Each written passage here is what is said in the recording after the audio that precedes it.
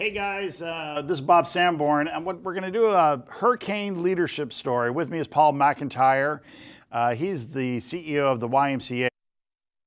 Paul, how are you doing, man? Doing terrific. Thanks for having me. Yeah. Hey, so with the hurricane, where were you as the hurricane hit, and what was happening with the YMCA? Yeah, I was actually in my fifth-story apartment, so we were fine. My wife and I don't have other family here, but we're actually actively engaged even that Sunday, trying to get ready. Had some idea, thought we would be more actively doing things as an organization sooner than Wednesday, but we're in conversations with the director of the Red Cross and City Parks and Rec about primarily child care issues at the shelters, and we opened 2 Ys briefly as shelters, but as the rain progressed through Sunday, the city couldn't get supplies to us, and then when the scope expanded, they realized they needed to go fewer and bigger, and so those 2 were only open about 18 hours and served a handful of people. One interesting story at one of them, though, the city couldn't get to us, and so our staff that were there started just emailing neighbors, and it was just amazing to see the water and tidbits of food and thing. I think we ended up with 15 people there at one point that we fed, and some stayed the night, but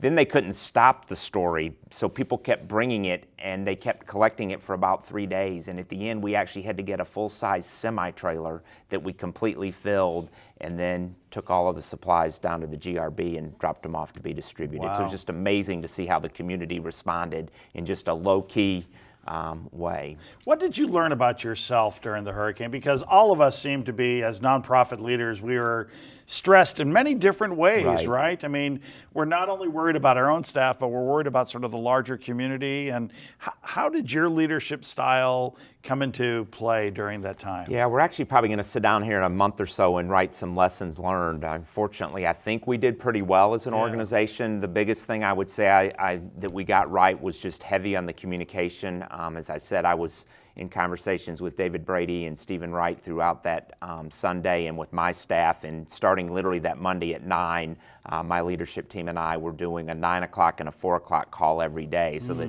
whatever happened, we stopped and we knew we had the connection point then, and then they were communicating out to other people. So communication clearly was critical, but your point about the sort of multiple concerns, you know, we were wanting to open shelters, then we wanted to open the child care, but then you start thinking, all right, now I'm calling staff in, is it really safe to ask them to get out on the road? And one example of how we staffed the GRB child care that got up to about 250 children before it started to decline after a week or so, but we brought in 9 of our resident camp staff from out on Lake Livingston where our Camp Cullen is, and we're fortunate to get on it quick and get them rooms at the Hilton. So that's part of how we had them, and they just would walk back and forth. And so you're right, multiple things to have in your mind to weigh against each other.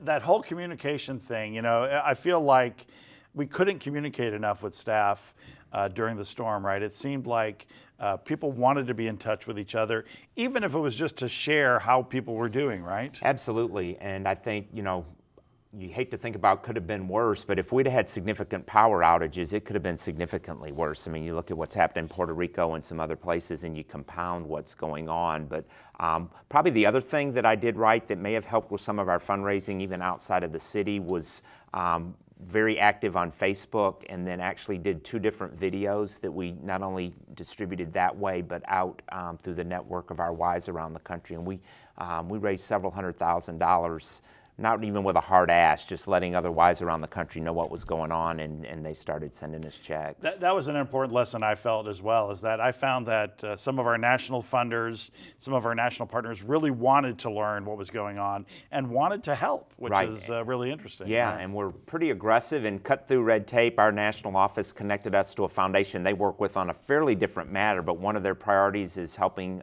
with immigrants and refugees, and they realized not all of them were willing to go through some of the standard channels, and so we got a $250,000 grant in about 5 days, and the check showed up like 3 days later. And so just amazing to see how they wanted to help. And a lot of personal people that I knew, there was just this yearning, because it was on TV so much everywhere else. I think there was this yearning to somehow make a difference, and people responded in overwhelming ways. Yeah, well, thanks for your leadership during all of that. Absolutely. Paul McIntyre is CEO of the YMCA. That was our leadership story for the day.